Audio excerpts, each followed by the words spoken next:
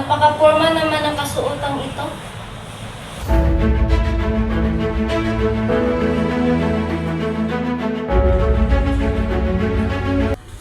Inay, bakit po ganito ang ating kasuotan? Nararapat lamang sa ating mga kababaihan ang ganitong kasuotan, sapagkat sumisimbolo ito ng ating pagiging isang Pilipina. Anak, alam kong ikaw ay may isip na at nagdadalaga, kaya nararapat lamang na kumilos ka sa naaayon sa pagiging isang Pilipina. Ano po ba ang nararapat na kinikilos ng isang dalagang Pilipina, Inay? Anak, kailangan formal kang manamit, mahinhin kung kumilos at konserbatibo. Ngunit Inay, hindi ko po gusto ang aking kasuotan. Masyadong formal at mahaba. Iyan ba ang aking tinuro sa iyo? Patawad po, Inay.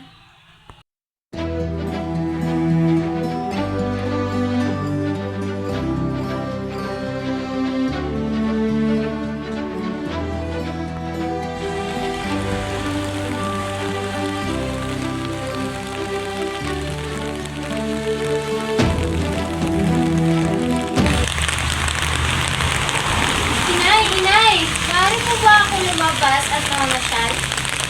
Lumabas at mamasyal? Hindi ba't sinabi ko sa iyo na bawal kang lumabas ng ating tahanan? Napakadelikado ng ating panahon ngayon. Ngunit Inay,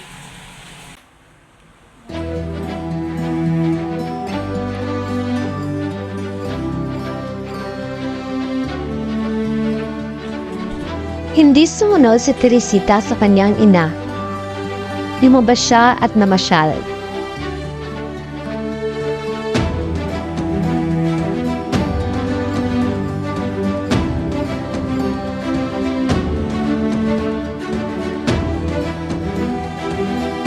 Nakaraan ang ilang minuto, hindi na malaya ni Teresita na nakatulog siya sa ilalim ng puno at nagising siya sa hindi niya kilalang lugar.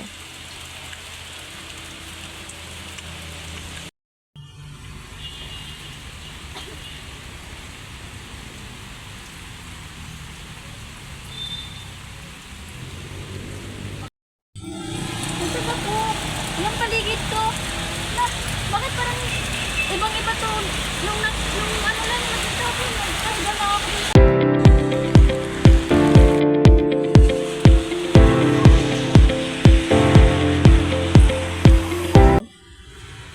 Ano yan? Anong klase kagamitan? At bakit parang nakikita ko sarili ko?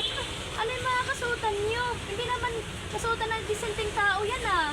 Kaya tingnan mo, hindi naman ganyan. Ibang-iba sa suot mo oh. Sa susuot ko, hindi naman ganyan yung kasuotan namin sa mga kapanahunan namin ah.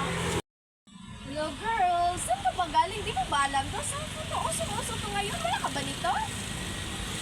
Ano ba yung suot mo girl? Ang baboy naman. Ganito oh, hindi ka ba updated? Stay take 2. Pwede ko bang malaman kung anong taon ito?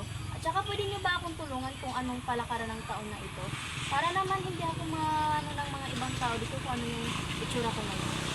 2024 na ngayon, bro. Sama ka na lang sa amin mamaya. Kita tayo ng bar. Let's party. Go! Let's go!